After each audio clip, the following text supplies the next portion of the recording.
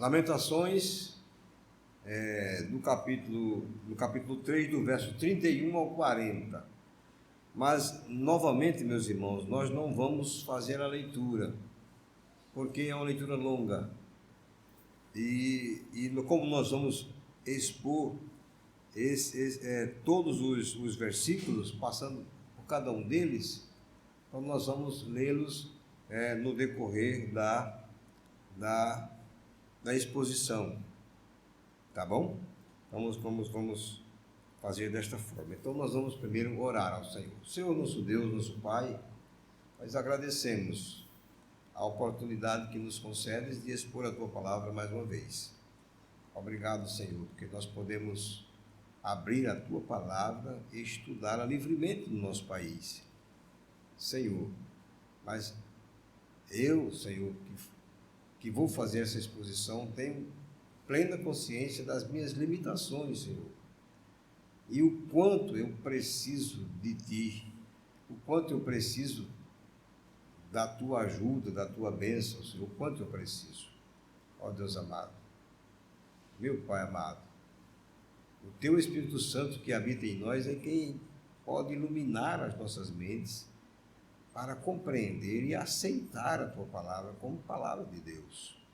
Ó Deus amado, por isso eu te peço neste momento, ilumina, Senhor, ilumina as nossas mentes, ilumina, Senhor, o nosso coração, tira dos nossos olhos as vendas, qualquer coisa, Senhor, que venha impedir a plena compreensão da Tua Palavra, e assim, Senhor, nós sejamos edificados, sejamos abençoados por Ti, Senhor, com a explicação da Tua Palavra. É o que nós te oramos e pedimos em nome de Jesus. Amém. Meus irmãos, queridos irmãos,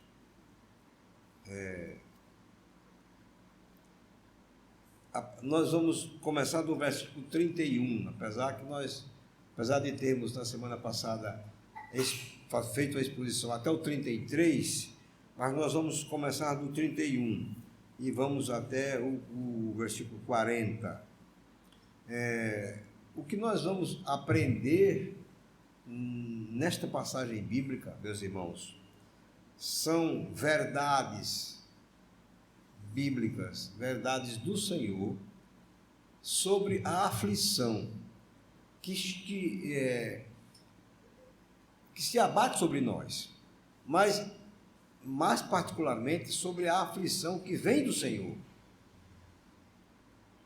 E nós chamamos, demos o seguinte título à mensagem: a aflição, um remédio para a alma. Nós entendemos que a aflição, ela vem mesmo sobre nós, meus irmãos. Se algum de vocês disser assim: pastor, pois eu nunca tive aflição, não. Eu nunca tive, não. Minha vida é tranquila. O que é que eu vou dizer? Eu não vou poder chegar a dizer para você dizer que isso é mentira. Não, cada um diz o que sabe sobre si, né? Mas não seria uma coisa normal que um crente dissesse que nunca teve uma aflição na vida, que nunca passou por uma dificuldade, por um momento em que ele foi afligido, que ele ficou aflito. Porque eu entendo perfeitamente que a palavra de Deus nos traz abundantes argumentos com respeito a isso, de que Deus usa as aflições para nos corrigir, para nos disciplinar, para nos ensinar muitas coisas. Então, a aflição faz parte da vida do cristão. Mas nós precisamos, pelo menos, aprender, e isso vai ser, eu creio, muito bom, alguns princípios, algumas verdades sobre a aflição. Bem, falando da aflição que provém do Senhor, o primeiro ponto eu vou falar da aflição que vem de Deus, que provém do Senhor. A primeira coisa que nós podemos entender é que na aflição que vem do Senhor, ela é temporária. Versículo 31, mantenha a sua Bíblia aberta para acompanhar. O Senhor não rejeitará para sempre A aflição que vem do Senhor, meus irmãos, ela não é a vida toda. Não, ela não é a vida toda. Ela é durante um tempo. Ela, na verdade, dura enquanto não houver arrependimento na vida do crente. Porque quando Deus nos disciplina por alguma razão. Certamente porque nós estamos indo por algum caminho que não é o caminho que Ele quer. É por isso que Ele nos disciplina. O próprio Jeremias, escrevendo no seu livro, no capítulo 2, versículo 12, ele diz assim, Deus dizendo para Jeremias: vai, pois, e apregoa estas palavras para o lado do norte, e diz: volta, ó pérfida Israel, diz o Senhor, e não farei cair a minha ira sobre ti, porque eu sou compassivo, diz o Senhor, e não manterei para sempre a minha ira. Deus não mantém para sempre a sua ira sobre nós. Deus não faz isso. Então, meus irmãos, quando nos vermos afligidos e tivermos a certeza ou o discernimento de que essa aflição é uma disciplina do Senhor, saibamos uma coisa: ela é temporária. A segunda coisa que o texto nos ensina no versículo 32 é que a aflição é necessária, mas ela é plena de compaixão. Ela vem de um Deus compassivo. Versículo 32, pois ainda que entristeça alguém, usará de compaixão, segundo a grandeza das suas misericórdias.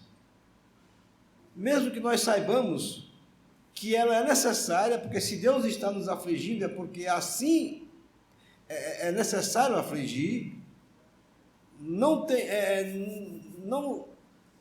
deixemos de nos lembrar nunca, lembremos-nos sempre de que o nosso Deus, Ele é compassivo, e Ele haverá de agir com compaixão. O livro de Jó, falando sobre a disciplina do Todo-Poderoso, ele diz assim, no capítulo 5, versículo 18, porque Ele faz a ferida, e Ele mesmo a ata, Ele fere, e as suas mãos curam. Que verdade maravilhosa, não é? Deus, Ele nos disciplina, mas Ele faz para o nosso bem.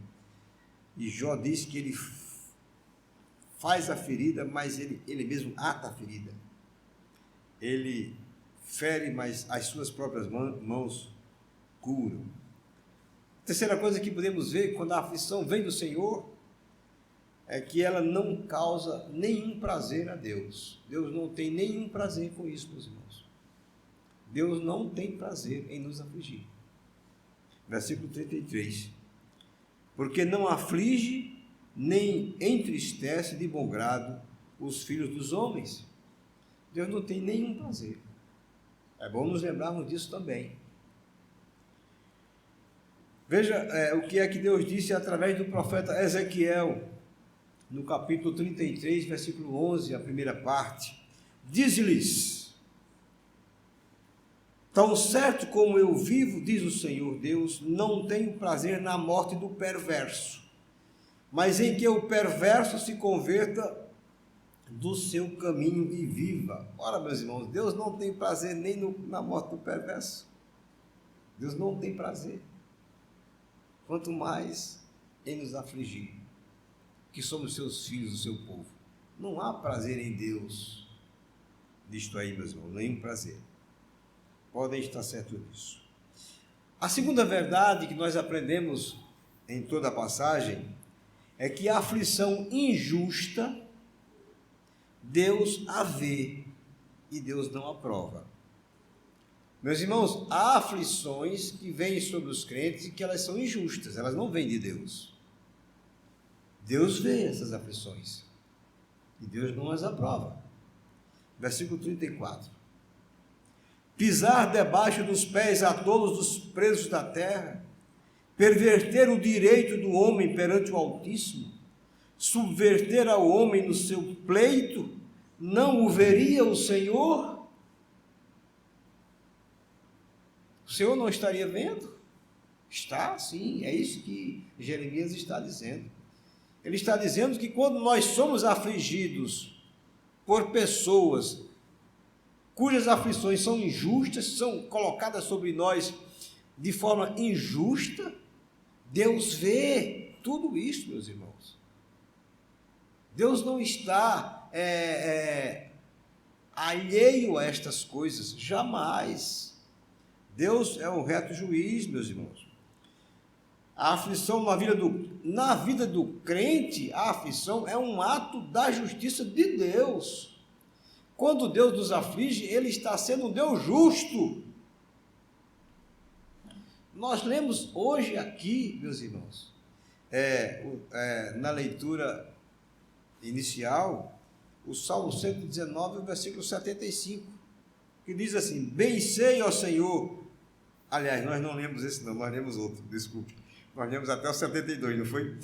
Mas logo depois, no 75, o salmista diz: bem sei, ó Senhor, que os teus juízos são justos e que com fidelidade me afligiste. O salmista, ele tem plena consciência de que Deus é um Deus justo e que quando Ele nos aflige de alguma forma, Ele faz com justiça. Então, meus irmãos, a aflição que vem de Deus na verdade, um ato da sua justiça. Isso é outra coisa que nós precisamos entender, para que depois não venhamos a murmurar. A terceira verdade que o texto nos fala, está nos versículos 37 a 38. A aflição está sempre relacionada à soberania de Deus, sempre. Toda a aflição que vem sobre nós, aí toda a aflição, está sempre relacionada à soberania de Deus. Vamos dividir isto em duas partes. Por quê? Primeiro, porque todas as coisas, todos os eventos estão subordinados ao Senhor, o Deus soberano. Todos os eventos. Veja o que é que diz o versículo 37. Quem é aquele que diz, e assim acontece, quando o Senhor o não mande? As coisas só acontecem se Deus mandar. Se Deus autorizar para que elas aconteçam. Meus irmãos, o Senhor tem controle sobre todos os eventos da terra. Vocês já imaginaram isso? A quantidade de eventos que acontecem no mundo inteiro, como Deus age, como esses eventos se encaixam um no outro. Às vezes, meus irmãos, uma coisa acontece em São Paulo com uma pessoa que você não tem a menor ideia, nem sabe nem quem é, ou pode ser até uma pessoa da sua família, mas você nem sabia que isso acontece. E aquilo vem refletir aqui em você, o que aconteceu com aquela pessoa pode mover vários eventos e, de repente, alguma coisa até boa para você acontece. Mas o evento começou lá longe, completamente diferente, muitas coisas, muitas peças se moveram. Quem tem o controle sobre todos os eventos é Deus. Deus tem o controle. O próprio Jesus Cristo disse isso, meus irmãos.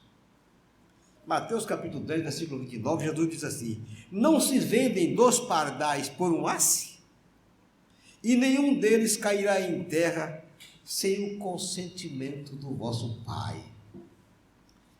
Meus irmãos, Jesus está dizendo que os eventos mais banais possíveis estão sob o controle de Deus. Jesus está dizendo que o simples evento da queda de um pássaro, um pardal, que era um pássaro muito simples, assim como outros eventos têm mais. Mas essa é uma forma de Jesus dizer que Deus tem o controle sobre todos os eventos. Não importa se eles sejam eventos complexos, que para nós tenham importância ou não, mas todos os eventos estão sob o controle de Deus, a ponto de um pássaro. Quantos pássaros existem no mundo que caem? A ponto de um pássaro que cai, só cai se o Senhor autorizar a sua queda, se o Senhor permitir que isso aconteça. Veja que isso tem a ver com a soberania de Deus. Deus é soberano. A segunda parte desse, que eu dividi em dois, é que as aflições também estão subordinadas ao Senhor. Versículo 38. Acaso não procede do Altíssimo tanto o mal como o bem? As aflições, elas também dependem do Senhor. Elas estão subordinadas à sua soberania. Quando Satanás feriu Jó de tumores malignos, vocês conhecem a história, Jó foi ferido por tumores malignos da planta do pé até o alto da cabeça. A mulher de Jó disse a ele o seguinte: ainda conservas a tua integridade?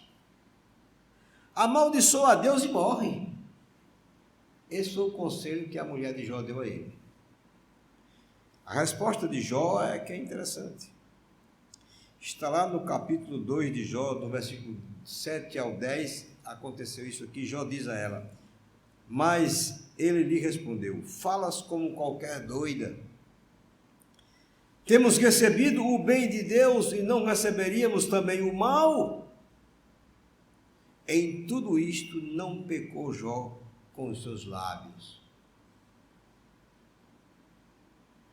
Tanto as coisas boas, quanto também as coisas que para nós podem não parecer tão boas, na vida do crente elas vêm de Deus, a não ser que seja, nós vamos ver daqui a pouco, consequência do pecado, ou porque nós fazemos coisas erradas, aí é outra história. Mas a aflição que vem sobre nós para nos disciplinar, para que nós sejamos participantes da santidade de Deus, para que nós sejamos cada vez mais parecidos com Cristo, isso vem de Deus. E faz parte da sua soberania. A Bíblia nunca nos prometeu que a partir do momento em que que há conversão no nosso coração, em que nós recebemos a Cristo como Senhor e Salvador, só vem bênçãos para nós. Não tem mais nada ruim, não tem nenhum tempo ruim. Não, é possível que haja tempo ruim também na nossa vida. Está aqui na Bíblia, né? Acaso não procede do Altíssimo tanto o mal como o bem? O mal aqui não é o mal moral, meus irmãos, mas o mal no sentido de ser uma coisa que pode não parecer para mim uma coisa boa. Uma doença é um mal. A quarta verdade que nós aprendemos aqui nessa passagem é que a aflição não justifica a queixa ou a murmuração. Quando uma aflição vem sobre o homem de Deus, sobre o crente, isso não justifica que ele abra a sua boca para se queixar ou para reclamar ou murmurar contra Deus. Isso não justifica. Veja o que é que diz o versículo 39. Eu estou embasando cada uma das minhas afirmações em versículos bíblicos. 39. Por que, pois, se queixa o homem vivente? Queixe-se cada um dos seus próprios pecados.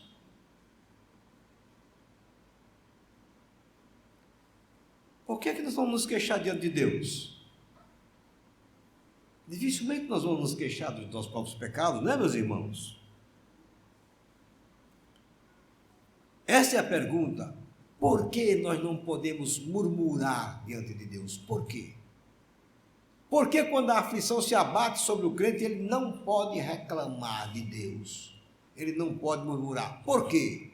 Pelo menos dois motivos. Há pelo menos dois motivos. O primeiro, a aflição pode ser resultado do pecado. E se ela for resultado do pecado, por que eu vou reclamar? Não é? Castigo e pecado, meus irmãos, estão inescapavelmente ligados um ao outro. Um como consequência do outro. O castigo está ligado ao pecado da seguinte forma: um é consequência do outro. Não tem outro jeito, meus irmãos. Quando nós pecamos, mesmo que nos arrependamos, mesmo que peçamos a Deus perdão, e é isso que nós devemos fazer para que continuemos em comunhão com Ele, não significa dizer que nós escapamos das consequências. O Senhor nos perdoa.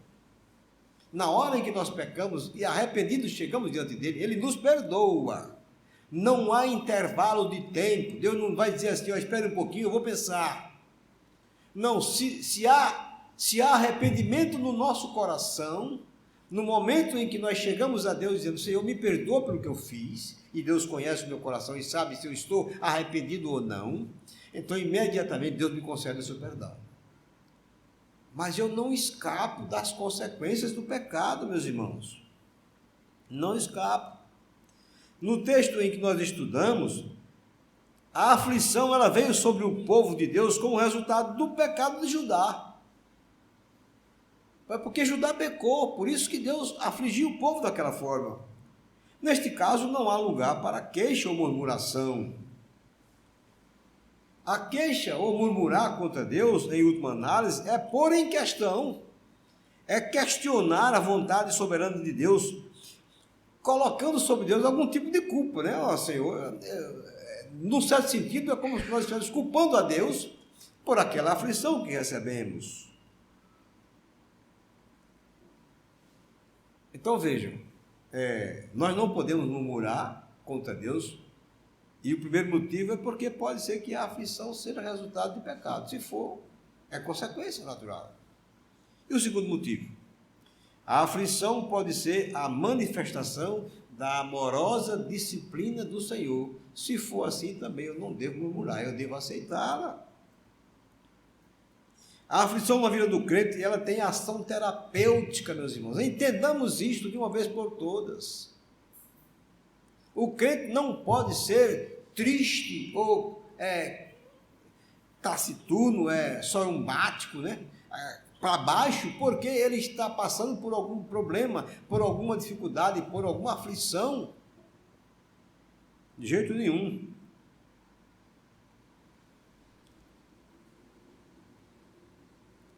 Novamente o Salmo 119, versículo 67. Veja o que aqui diz o salmista. Antes de ser afligido, andava errado, mas agora guardo a tua palavra. Que coisa maravilhosa. O salmista diz, antes de eu ser afligido, eu estava errado, eu andava errado. Mas agora, depois da aflição, depois a aflição me fez ver esta ideia, agora eu guardo a tua palavra. A aflição, meus irmãos, ela vem a nós para nos aproximar da palavra, para nos levar a buscar a palavra, a estar mais junto do Senhor. Tenho certeza absoluta disto, porque nós somos pessoas assim, quando as coisas estão muito bem, está tudo bem, não há problema nenhum, de nenhuma qualidade, não temos problemas financeiros, nem problemas na família, a saúde está perfeita, está tudo muito bem, então nós naturalmente nos esquecemos do Senhor. Deveria ser o contrário, deveríamos nos aproximar mais do Senhor, agora não para pedir, mas para agradecer. Senhor, muito obrigado, a cada dia agradecendo ao Senhor, porque está tudo bem, mas não funciona assim. Infelizmente não.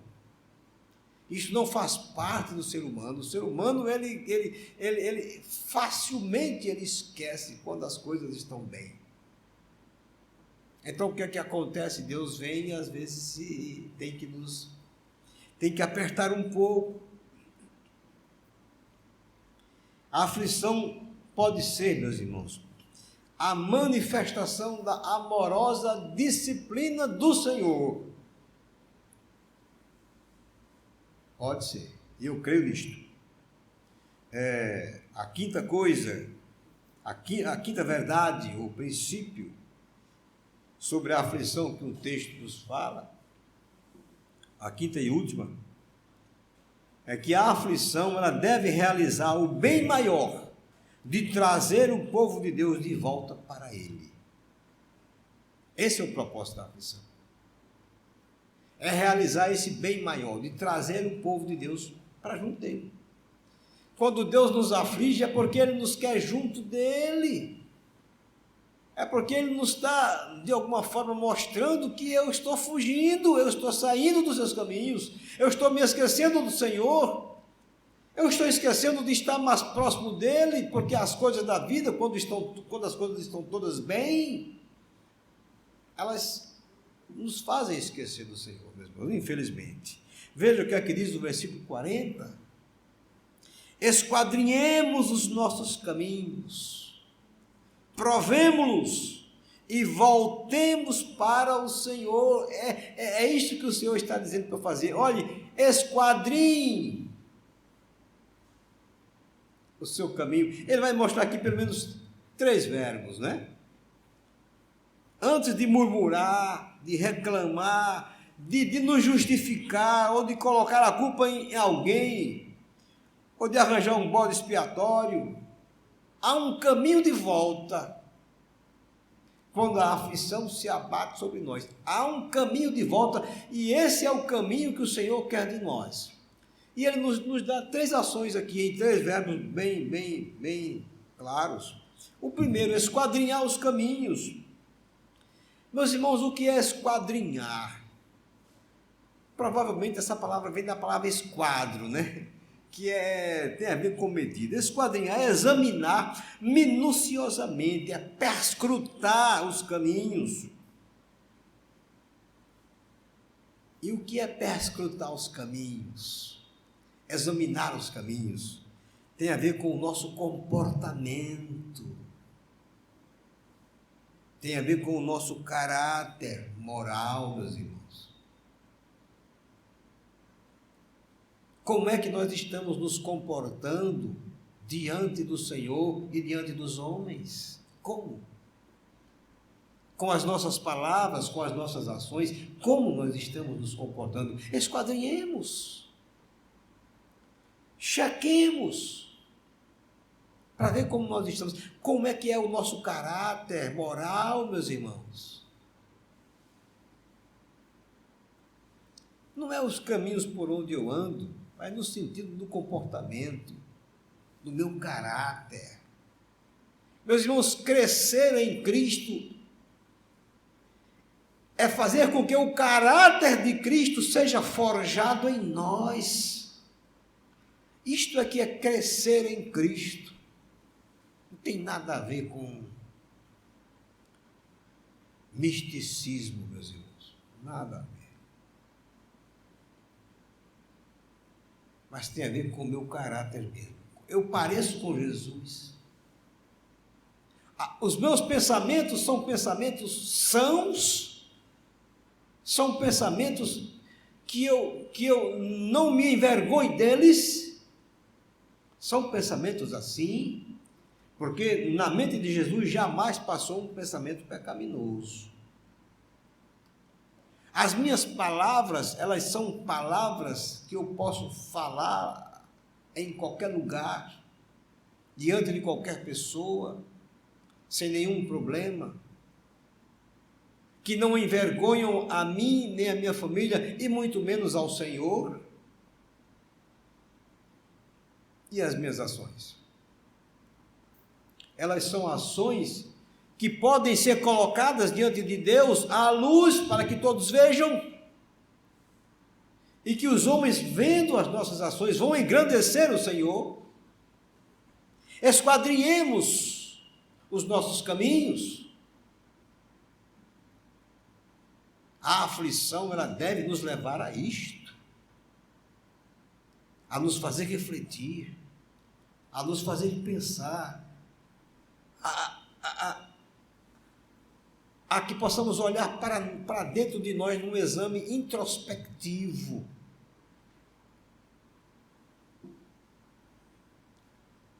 O segundo verbo que ele diz é provar os caminhos. Ele diz, olha, esquadrinhemos os nossos caminhos, provemo-los. Provar os caminhos, meus irmãos, é testar as ações.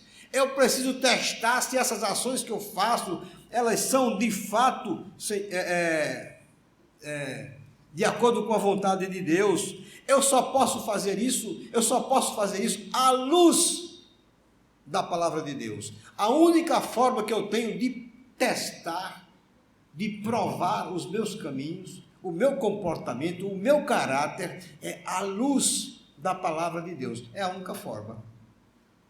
A regra é a palavra de Deus. A norma é a palavra de Deus. Está de acordo com a palavra? Como eu falo, como eu penso, como eu ajo, está de acordo com a palavra? Esse é o teste. A palavra é a pedra de toque. Aí ele diz, depois que eu faço isso, o que é que eu faço? Voltar, né? Voltar para o Senhor. Aí ele diz, olha, esquadrinhemos os nossos caminhos, provemos e voltemos para o Senhor. Depois que eu faço tudo isso, meus irmãos, agora é hora de eu dizer, Senhor, realmente eu estava muito fora. É hora de eu me arrepender diante do Senhor e dizer, Senhor, aqui está a minha vida. E me arrepender diante do Senhor e me colocar diante dele e voltar para o Senhor. A aflição, meus irmãos, ela tem esse propósito. Podem estar certos disso. O propósito é esse. É nos trazer de volta para a comunhão do Senhor. Não há outro propósito. Nós vimos que Deus não sente prazer nela. O único objetivo e propósito de Deus é nos trazer a sua comunhão. Algumas considerações finais, para a gente terminar rapidamente. A aflição faz parte da vida do crente. Não podemos fugir dela. Disse Jesus, no mundo passais por aflições, mas tende bom ânimo, eu venci o mundo. A aflição, Jesus disse, não é algo para que você desanime. Se Jesus venceu o mundo, então nós vamos vencer também.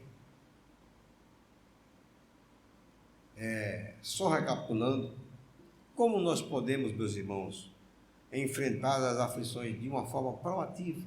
Como podemos fazer isso? Recapitulando, sabendo que tudo vem de Deus, que é o soberano, tudo vem dele.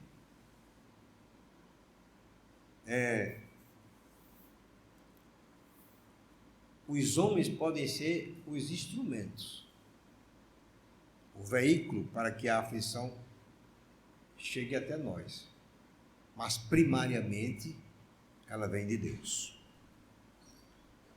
Olhando para Jesus, o servo sofredor, que nos anima, olhando para Jesus, essa é a forma mais segura de enfrentarmos a aflição, é olhando para Jesus. Ninguém sofreu mais do que Jesus, meus irmãos, em lugar nenhum.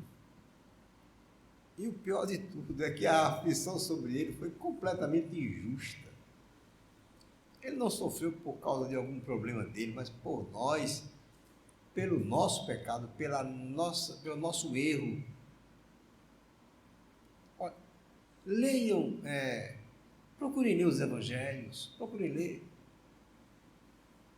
Leiam a vida de Jesus, cada narrativa daquela do evangelho, mas leiam com atenção.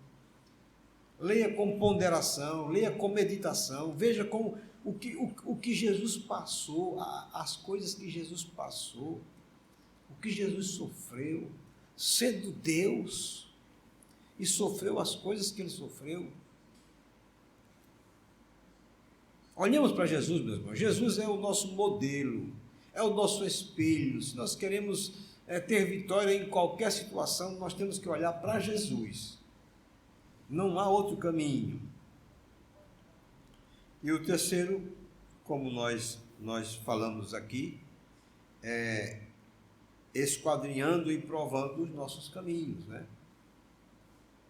Se houver pecado, confessá-los.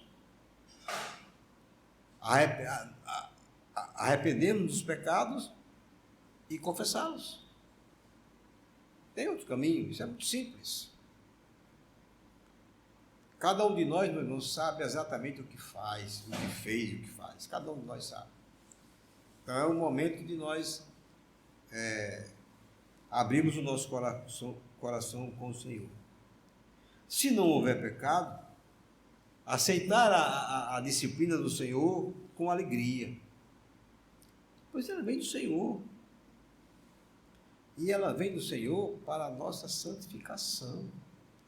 Então aceitemos com alegria. Esse é o versículo que eu disse que nós lemos, é o 71, o Salmo 119. É uma reflexão do salmista. Ele diz: foi-me bom ter eu passado pela aflição, para que aprendesse os teus decretos. Então veja, foi preciso o salmista passar pela aflição para poder aprender os decretos do Senhor. Eu tenho certeza que no momento da aflição não foi bom, mas essa declaração ela está em perfeita conformidade com o que diz o escritor aos Hebreus sobre a disciplina, em perfeita conformidade. A aflição, no momento em que ela vem sobre nós, não é uma coisa boa. Nenhuma disciplina é vista no momento em que você a recebe como uma coisa boa. Mas depois, os resultados é que vêm depois. Aí é que nós vamos ver, é o que diz o escritor aos Hebreus, capítulo 12, versículo 11, ele diz assim: toda disciplina com efeito no momento não parece ser motivo de alegria, mas de tristeza. Ao depois, entretanto, produz fruto pacífico aos que têm sido por ela exercitados, fruto de justiça. A disciplina ela vem para produzir em nós fruto de justiça. Então enfrentemos com alegria. Coloquemos-nos diante do Senhor e digamos o seguinte: Senhor, aqui está o teu servo, a tua serva. Se é preciso passar por essa disciplina para que eu possa crescer, para que eu possa ficar mais parecido com Cristo, que assim seja, Senhor, que assim seja. Alegrar o nosso coração, ser alegre porque está sendo disciplinado pelo nosso Pai Celestial. Ruim é se nós não estivéssemos sendo. O próprio escritor aos Hebreus diz que se nós não formos disciplinados, então nós não somos filhos, nós somos bastardos. O filho bastardo, o pai não disciplina. Que é o filho da outra, o pai não tem nenhum interesse em discipliná-lo, nem considera como filho. Mas Hebreus diz que nós não somos bastardos, nós somos filhos legítimos. Nós somos filhos adotados por Deus com os mesmos direitos que Jesus Cristo tem, herdeiros iguais a Jesus. Então o pai olha para nós como filhos legítimos, meus irmãos, adotados, mas legítimos, com todo dentro das leis. Então, ser disciplinado pelo nosso Pai deveria ser na nossa vida uma alegria, porque eu tenho a certeza de que eu sou filho dele e que ele está fazendo isso em mim para que eu seja participante da sua santidade, para que eu seja santo como ele é. Meus irmãos, olha, eu não tenho nenhuma dificuldade em afirmar o que eu afirmei no início, que a aflição na vida do crente é um remédio para a nossa alma. Não tenho nenhuma dificuldade nisso aí não, viu? Eu quero dizer a vocês que louvo a Deus porque tem sido assim na minha vida, e eu certamente sei que tem sido na vida de muitos de vocês. Tenho certeza disso. Mas é bom que nós não nos esqueçamos dessas coisas, que esses princípios estejam bem claros diante de nós no momento em que a aflição chegar. Amém?